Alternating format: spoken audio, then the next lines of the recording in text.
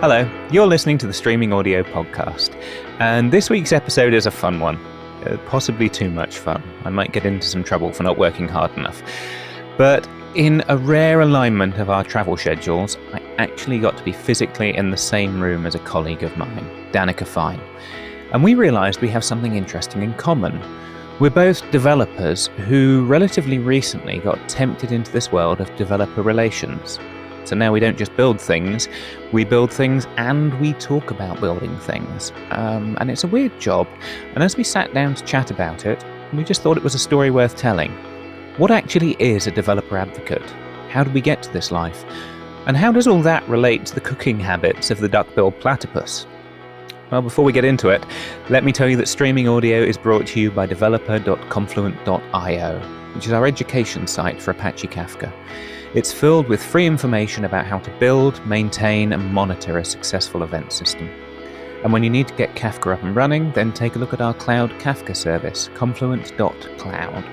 You can get a free account and a Kafka cluster up and running in minutes, and it will scale all the way up to production sizes. Add the promo code podcast100 to your account, and you'll get $100 of extra free credit. And with that, let's go on location for a change and get a view on the fun world of developer relations.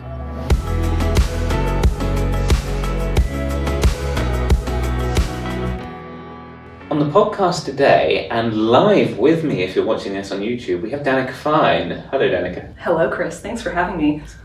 It's good to have you back in this glamorous location. Danica, you and I, we both have a curious job of being developer advocates for Confluent. I'd call it curious. Yeah, it's very curious. Yeah. And we've both relatively recently come to this life. Yeah, how long have you been a developer advocate? I've been for a year. I've been a DevRel person for a year. Before that, it was always like a hobby that I did on the side of being a full-time programmer. When is your DA anniversary? Do you know it came and went and no one brought me a cake? You have to tell people, Kris. See, you're good at this DevRel thing. You know when to advertise upcoming events. I'm still getting used to that. Advertise everything you do. Yeah, it was like last week. I hit a year last week. And no, Kris, we were all together 2 weeks ago. We could have bought you a cake. Well, it was okay. So we need to move on. I'll get him a cupcake later. Okay. Okay. You deserve something stronger. You deserve one of those boozy ones where they put they put a shot in the cupcake. You have better cupcake shops in California, clearly. Clearly.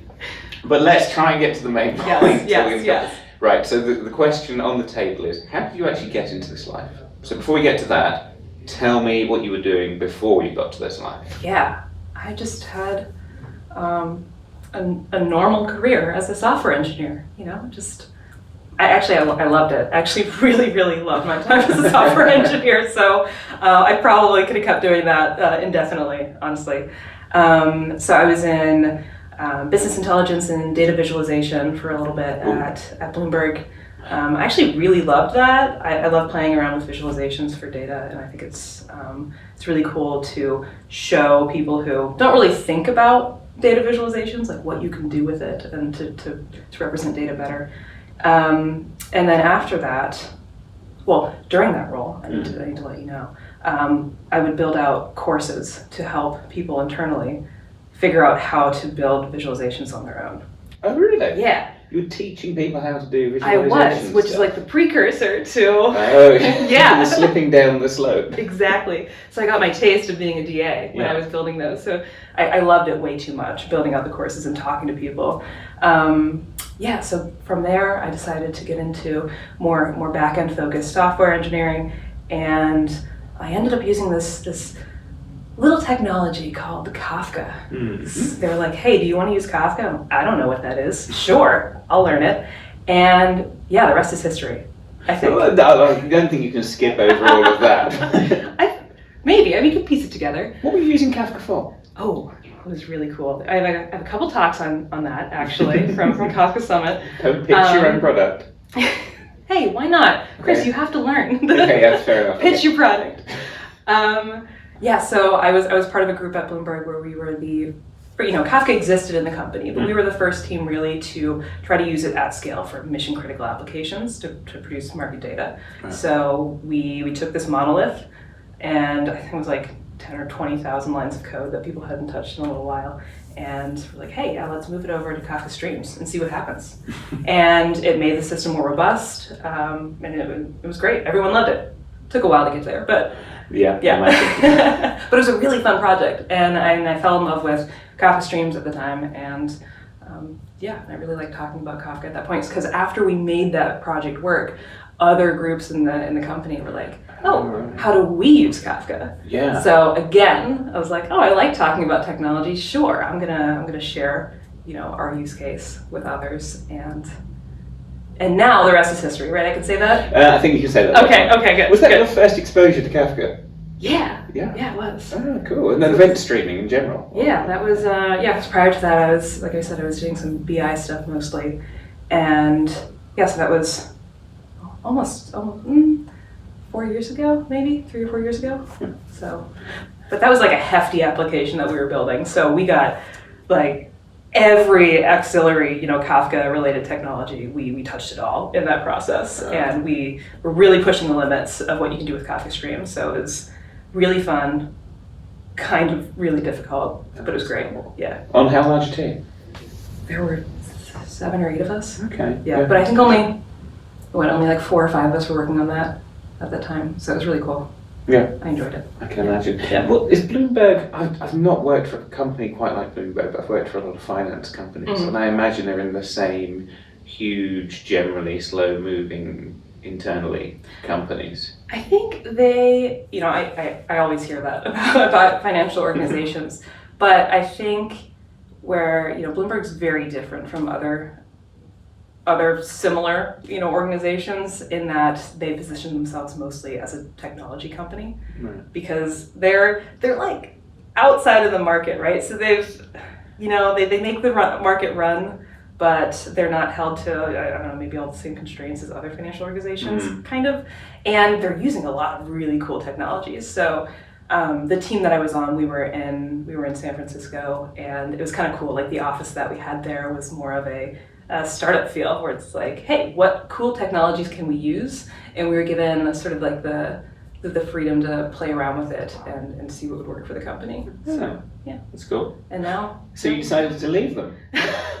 How does that work? Well, I had the great opportunity to come work for Confluent full time and talk about Kafka as my job. Yeah. Which, like I said, I love being a software engineer. I didn't actually want to leave that life, but I thought it was a really cool opportunity to come and be a developer advocate and see what it was like. Yeah. So, I like it. How's it been going? I mean, were you right? Was it cool? I mean, have you been enjoying DevRel life? I think so. Yeah. No, I love how varied it is. I love that there are so many different aspects of the job. Like, I think we talked about this before about you don't really know what's coming up next with your job, and it's like always kind of surprising. Yeah. Right? There are things that that developer advocates do, and then that's really only the tip of the iceberg, and then there are so many other things that go on behind the scenes, other cool things, and it's just been fun. What do you think? I found, like, if I go back to my life as a programmer, you could pretty much look at my calendar every day, and it would say stand up 9 to 9:15, programming rest of day. Yeah. And that's pretty much every single calendar day of my programming career. By and large, What does it look like now? Now it looks like a Jackson Pollock painting. I love that. Yeah, it's all over the place. But in a good way. But in a good way, yeah. It's like super varied, and it's all either technology or about technology, which is exactly up my alley. And it's fun too. Yeah, it's like all of it's fun. Like it can be very heavy technically, but it's still a fun thing, because that's kind of our job, I guess. Or we should talk about this, but I think I view this as making technology as accessible and as fun as possible, as interesting as possible. Yeah, I think I agree, but to me it's like, because I'm just such a complete geek, to me the technology already is fun and interesting, and true. It's like not hiding that. It's as a programmer, as a geek in society, you feel like you can't be too enthusiastic because you'll be seen as a nerd, right? That's fair. But it's our job to do that now. You get free pass to just say, this is brilliant. I love leaning into it. It's so much fun. I've got like a whole, laundry list of projects and things that I want to implement now, and really just build the fun things that I've been wanting to build. You can raise your nerd flag and everyone is happy. I think, I already kind of think I'm a nerd, but I'm worried that it's actually so much worse than I think it is. There's potential there. So watch this space. Who knows what's going to happen. So, but yeah, how did you fall into it though? What were you doing prior to being a DA? Well, before this, I was a contract software developer for about 10 years. I had a company that was mostly a Java shop before then, and I left that for reasons that we can get into. But was it Java? Was that the reason you left? No. It's but there is a sliver of Java in that. At the end of that period, I felt a little bit burnt out, and I felt I'd reached the point where if you'd asked me at the time, I thought I could do anything I needed to with Java, but I couldn't really be bothered, Yeah. Java can feel a bit heavy, a bit verbose. Yes. I felt like a Java expert who had run out of enthusiasm to get programs written. Have you tried Scala? Oh, there's a separate rant. That'll be the next episode. But I started experimenting with other languages, right? Oh, okay.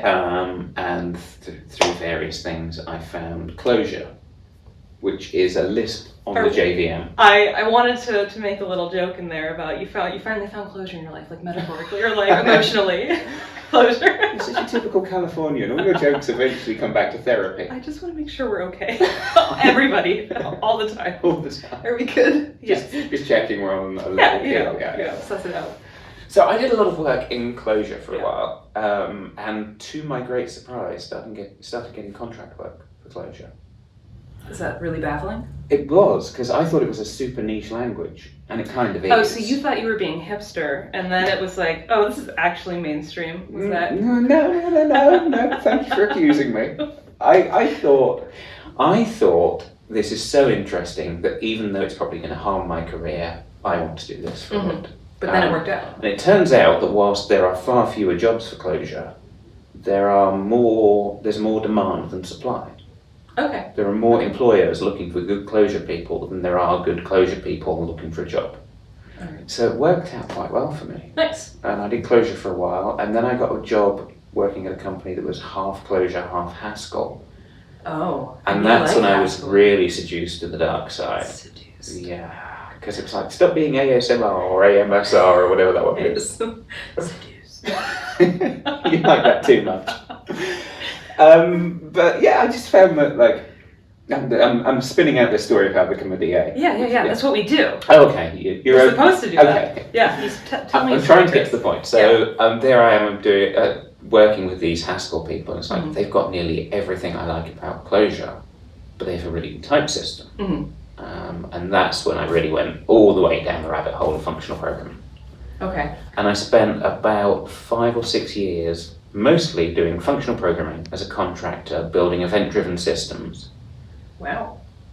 Which is really interesting, and I loved that model of doing things. But in all that time, I never found a good data store for event-driven stuff. That whole time? All that whole time, yeah. And I know for a fact that I had Kafka on my must-check-out list. Oh, so it was just there waiting? Yeah, and it never quite percolated to the top of the list. Okay, so right? how? And then, I'm on the edge of my seat. How did this happen? How did it all come together? Meanwhile, up in another chapter, so before we get to the point. Meanwhile, I really got interested in just generally doing programming and community stuff. Okay. So I was talking at conferences. I was trying to write more blog posts. I was organising a meetup in a local pub in Chiswick, which is where I live. It was a monthly meetup. Any language, we will just hack on something and drink beer for an evening. That sounds pretty good. It was great. Is that still happening? No. So I ran that for 4.5 years, and then I had to draw a line under it. Okay. Sad. Yeah, but it was great fun. And one of the things that made it great fun was everybody in the room would split into teams, and everyone would solve the same problem. Oh, nice. But in different languages. So you get to the end of the night, and you get to see an Erlang team. And you'd never looked at Erlang, but you saw an Erlang team solving the same problem you'd solved in a completely different way. Okay, that's really cool. Yeah. That's awesome. That was good times. Do that. That should be New meetup. I'd happily start a new one now if London was actually open for meetups, which is starting to be. Okay, so soon, by the end of the year. Yeah. We'll do it again. That'll be fun. So I've been doing all this basically DevRel stuff on the side in a way, and one of the regulars at my meetup was Ben Stopford. Celebrity alert! Man, he was just casually showing up to those? Yeah. That's pretty cool. And I Ben Stopford, he's just like you. He's just an ordinary guy. Famous author of the book Designing Event-Driven Systems. It's a great book. Yeah. And so I knew him when he worked back in the banking world. Okay. And I remember him moving to some Kafka-esque company in those early days. And I thought, I'll bump Kafka a few points up my to-do list. Okay. I still never got round to it. Where was it on the list now? Like 10 down? It's a very long list filled with conferences over the years. Okay. I don't know, it was sort of, you could feel, looking back, you could feel the narrative percolation to the top of the list. And then I had one contract that was working for a blockchain company. Oh no. Which I still to this day, I find technically very interesting and business-wise really a solution looking for a problem. Yeah, I agree. Yeah, I think some people will find that controversial, some people will not find it. But yeah, I like the people I work with, I like the technology we were working on. After a couple of years, I absolutely couldn't see the point of why we were doing it. Yeah. And out of the blue, who should phone me up saying the infamous words in our industry, would you like to meet for a coffee? None other than Ben Stopford. Oh man. Yeah. And the rest was history. And the rest was history. I knew you were waiting love for that. Yeah, I was just looking for the right place. Awesome. But you became a developer advocate? Yes. Basically, he said, do you want to... I feel like, okay, so this is praising the interview, but he said, do you want to do like coding and talking about coding and going to conferences and, the answer writing is always yes, I think. And I said, yes, but what's the catch? And he said, all the stuff you build has to be built with a database. And I'm like, okay, that doesn't seem like a big ask. Which database? He's like, Kafka. And I'm like, Kafka is a database? Kafka is a database, yeah, controversial. Ooh. Yeah. He opened with that. No, he didn't. I'm praising what Ben said. Okay, first off, I love that. That's a verb? Praising? Yeah, to praise something. I mean, I know that a praisee that's a noun. See, I always think of Americans as people who will verb anything.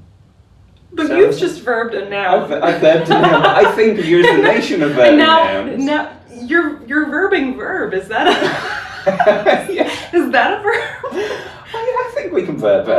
I haven't flipped through the dictionary recently enough, so... Do you know, it's a very mutable language. We'll take a look later and see. Yeah. All words are made up, so... All words made up, like bunyip and words like that. Kookaburra, no, that one's real.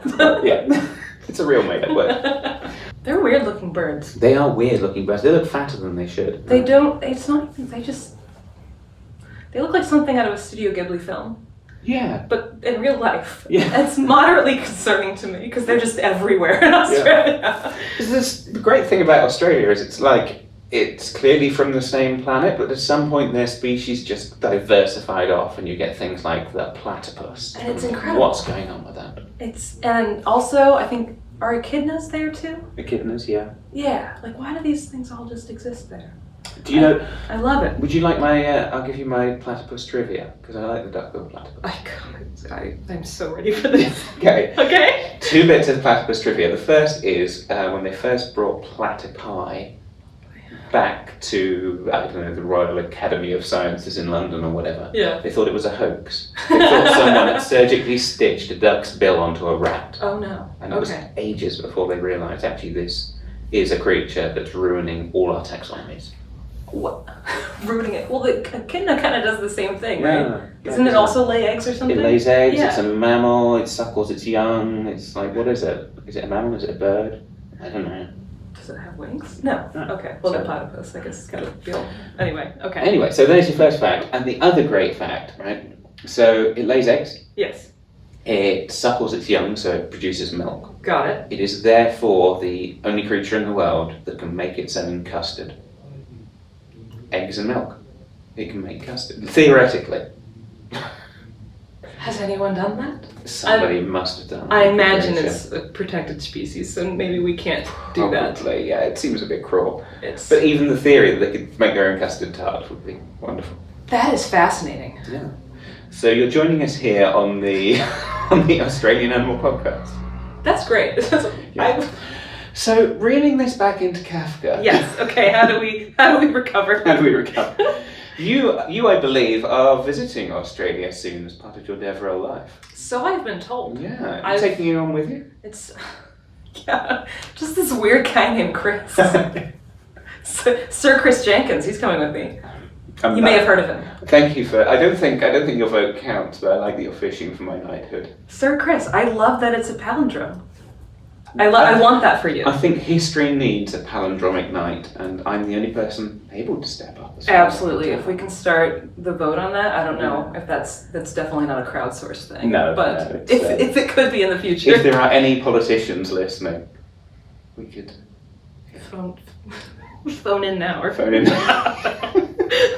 Let's get this secure this for you. But yeah, we're going to Australia and Singapore. I'm really excited. It's going to be great fun. Oh man, it's going to be so much fun. I mean, now that I'm chock full of trivia. Yeah, to share with the locals. They're going to be like, yeah, we know. Yeah.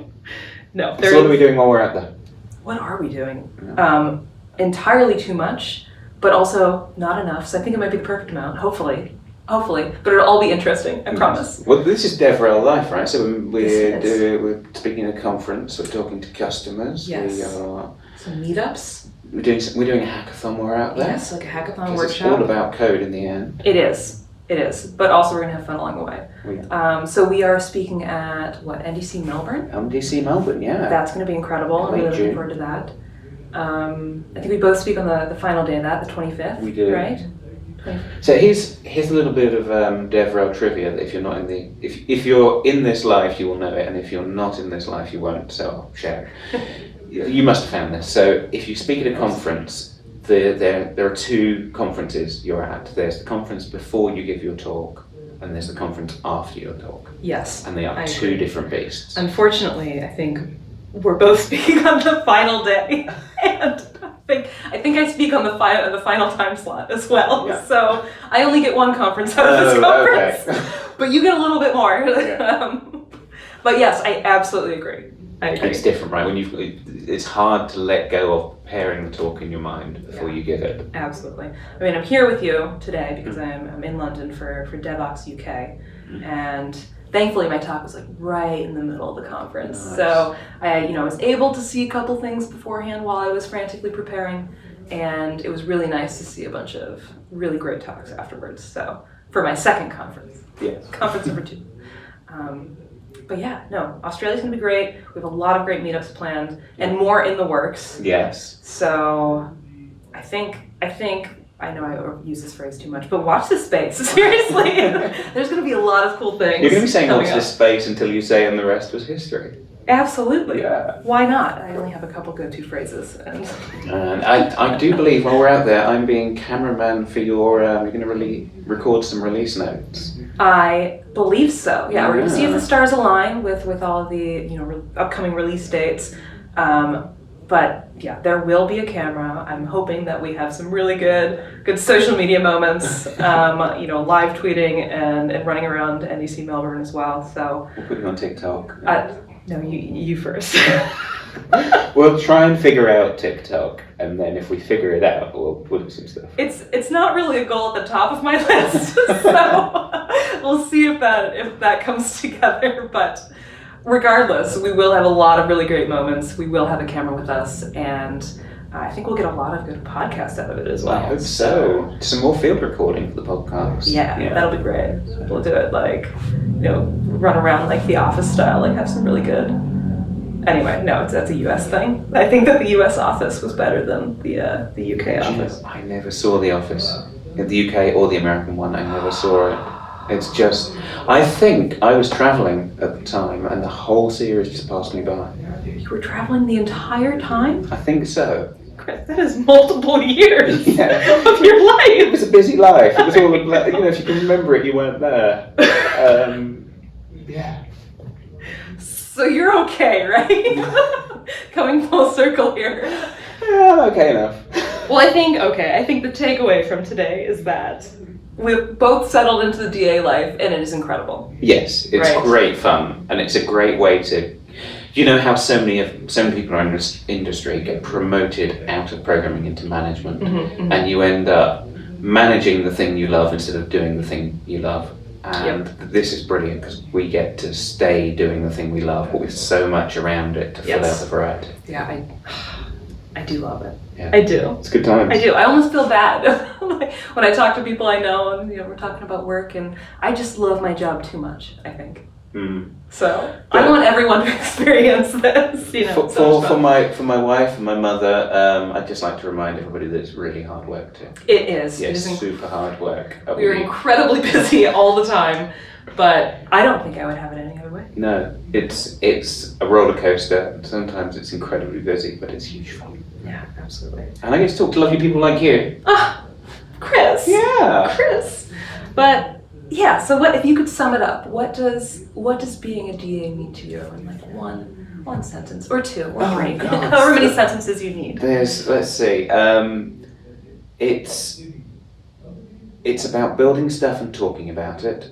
Often, I think our job is two things. We build stuff, right? And then if it goes well, we talk to people who might want to build their own kind of stuff like that. If it goes badly, we go and talk to the product teams and say, we've got some rough edges. Either way, we get to build things and talk to people. Yeah. So if you like that life, geeking out and then talking to people, it's a great life. It works out. But how about you? What's your summary? That's my summary. Well, I think, in my previous two roles, like I said, I kind of fall into that, I want people to know what they can do with the technology, because most of the time I feel like the pain points that people hit with any sort of tech is just not knowing what they don't know, right? Yeah, and even if the docs are great, there's always people out there who just miss something, right? Yeah. So yeah, I love having the ability to help point those things out to people, and so that they can have that aha moment or finally get over that that blocker, right? Yeah. So yeah, I guess, I don't know, this probably has a negative connotation, but I love being an enabler.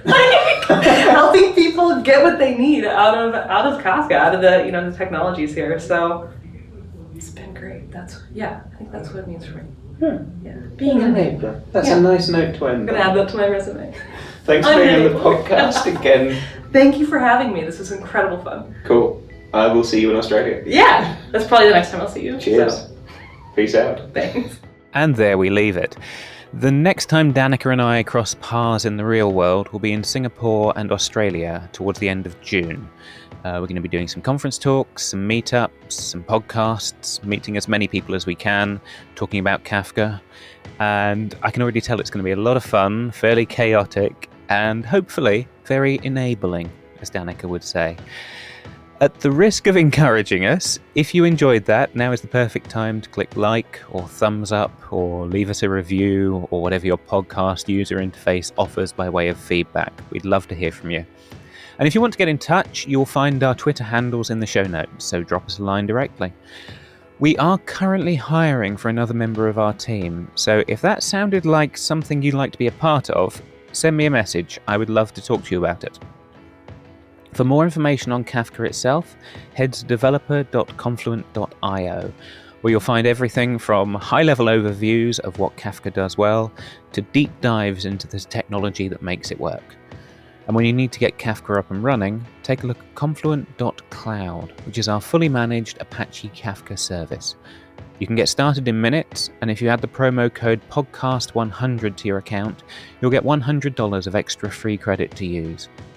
And with that, it just remains for me to thank Danica Fine for joining us and you for listening.